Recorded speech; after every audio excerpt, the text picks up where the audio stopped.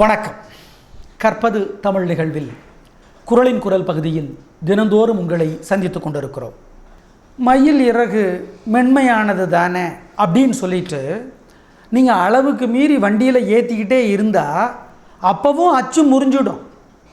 என்ன பொருளை ஏற்றுறீங்கிறது இல்லை கருத்து, எவ்வளவு ஏற்றுறீங்கிறது தான் முக்கியம். இப்போ நம்மளே பார்க்குறோம்,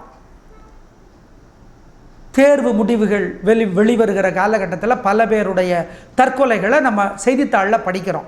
ஏன்?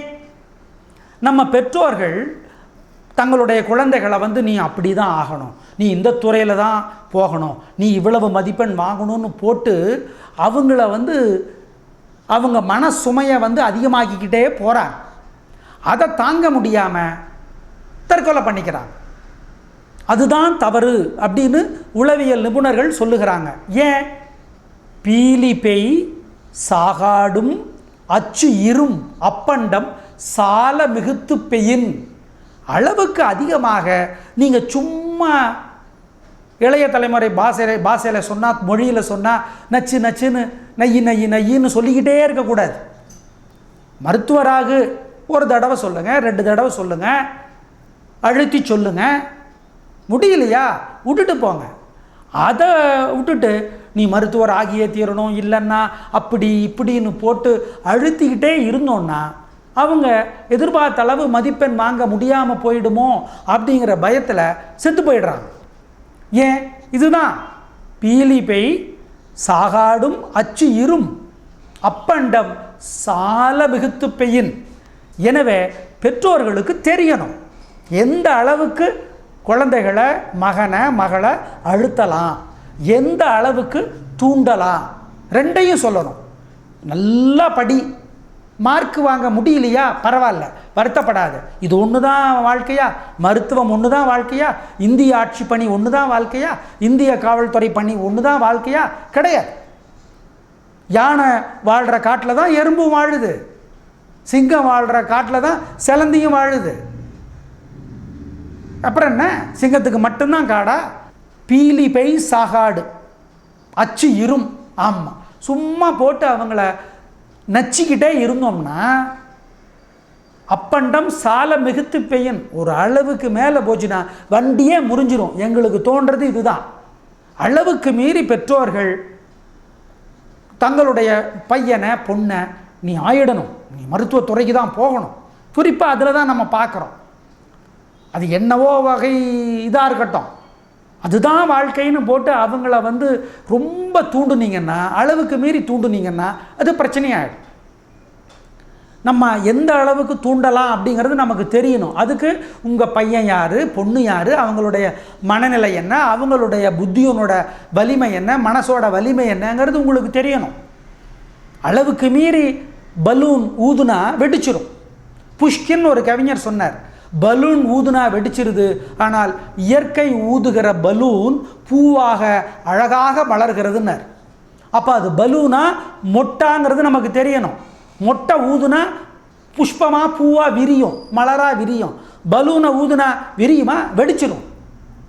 நீங்கள் விமானத்தில் போனீங்கன்னா சொல்லுவாங்க, விமானத்தில் ஒரு வேளை கோளாறு ஆயிடுச்சுன்னா குதிக்கிறதுக்கு பேராசூட் என்கிற குதிப்பானை எப்படி பயன்படுத்துவது அப்படின்லாம் சொல்லுவாங்க. அந்த மாதிரி தான் இதையும் சொல்லிடணும். கஷ்டப்படு, கடுமையாக படி, மதிப்பெண்ணை வாங்கு, முடியலையா பரவாயில்ல, வருத்தப்படாத, இது இல்லாட்டி இன்னொன்று, ஒன்றும் கவலைப்படாத, அதையும் சொல்லிடணும். அதை விட்டுட்டு நீ மருத்துவர் ஆகலை அப்புறம் பார்த்துக்க அப்படி இப்படின்னா அப்புறம் என்ன ஆகிறது? அது தற்கொலையில் தான் முடியுது. ஆகவே பீலிபை சாகாடும் அச்சிரும் அப்பண்டம் தினமும் சொல்கிறது, அறிவுரைங்கிற பேரில், வழிகாட்டுதல்ங்கிற பேரில், ஊக்குவிக்கிறேங்கிற பேரில் மருத்துவராக ஆக வேண்டும், மருத்துவராக ஆக வேண்டும் இப்படி சொல்லிக்கிட்டே இருந்தால் ஆசிரியரும் சொல்கிறார், அம்மாவும் சொல்கிறாங்க, அப்பாவும் சொல்கிறாங்க, சமூகத்தில் இதுதான் உனக்கு மரியாதை. சமூகம் என்ன சமூகம்? உலகம் கிடக்கிறது உலகம், அது ஒரு சின்ன உருண்டை அப்படிம்பார் ஜெயகாந்தன். என்ன இப்போ மருத்துவராக முடியலன்னா என்ன இப்போ? அது ஒன்று தான் வாழ்க்கையா? கிடையாது. எத்தனையோ பேர் மருத்துவர் கிடைச்சி வேணான்னு விட்டுட்டு போயிருக்காங்களே. எங்களுக்கு தெரிந்த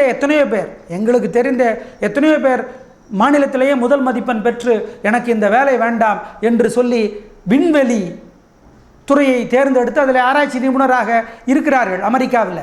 மதிப்பிற்குரிய ஜனனி அவர்கள் மிக பெரும் ஆராய்ச்சி வல்லுனர். எதில்? விண்வெளித்துறையில்.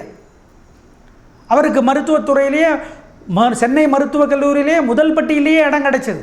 இல்லை, இது எனக்கு வேணாம், எனக்கு பிடிச்ச துறை அதுதான் அப்படின்ட்டு அதுக்கு போனாங்க, விண்வெளி ஆராய்ச்சிக்கு. இப்படி எத்தனையோ பேர் இருக்கிறார்களே. சமூகத்தில் எவ்வளவோ பங்காற்றலாம், அதில் ஒன்றும் தவறு கிடையாது. இதுதான் அப்படின்னு சொல்லி ஒரு அளவுக்கு மீறி குழந்தைகளை, பையனை, பெண்ணை போட்டு ஊக்குவிச்சுக்கிட்டே இருந்தால் அது எங்கே போய் முடியும்? அச்சு உடஞ்சிரும். வண்டி அச்சு உடஞ்சி போச்சுன்னா அப்புறம் என்ன பண்ணுறது?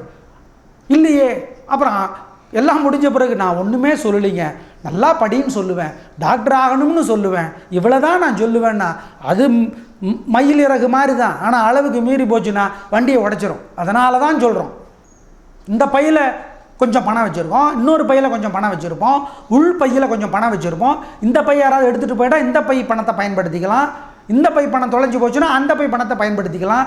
பணமே எல்லாமே காணாமல் போச்சா பக்கத்தில் இருக்கிறவட்ட கேட்கலாம். அதான வள்ளுவர் சொல்கிறாரு, அமைந்தாங்கு ஒழுகான் அப்படிங்கிறாரு. எனவே மயிலருக்கு தானே அப்படின்ட்டு அடுக்கிக்கிட்டே போகக்கூடாது. டெய்லி ஒரு வார்த்தை தானே அப்படின்னு சொல்லிக்கிட்டே இருக்கிறோம். அப்படிங்கிறதுக்காக அளவுக்கு மீறி போச்சுன்னா அது எங்கே போய் முடியுது நம்ம பார்க்குறோம். ஆகவே தான் பீலி பை சாகாடும் அச்சு இரும் அப்பண்டம் சால மிகுத்து பெயின். அப்போ சாதாரண மென்மையான மயிலிறகுக்கு கூட வண்டியினுடைய அச்சை உடைக்கிற ஆற்றல் உண்டு. அப்போ ஒன்று சேர்ந்ததுன்னா, சின்ன விஷயங்கள் ஒன்று சேர்ந்தா பெரிய ஆபத்தை ஏற்படுத்தும். சின்ன விஷயம்னு விட்டுறக்கூடாது, அதையும் புரிஞ்சுக்கணும். மயிலிறகு தானே, எல்லா மயிலிறகும் சேர்ந்துச்சுன்னா வண்டியோட அச்சையே உடைச்சிரும். சிறு துளி பெருவெள்ளம், அதையும் ஞாபகம் வச்சுக்கணும். அதைத்தான் வள்ளுவர் இந்த மாதிரி சொல்லுகிறார். பீலிவை சாகாடும் அச்சிரும் அப்பண்டம் சால மிகுத்து பெயின்.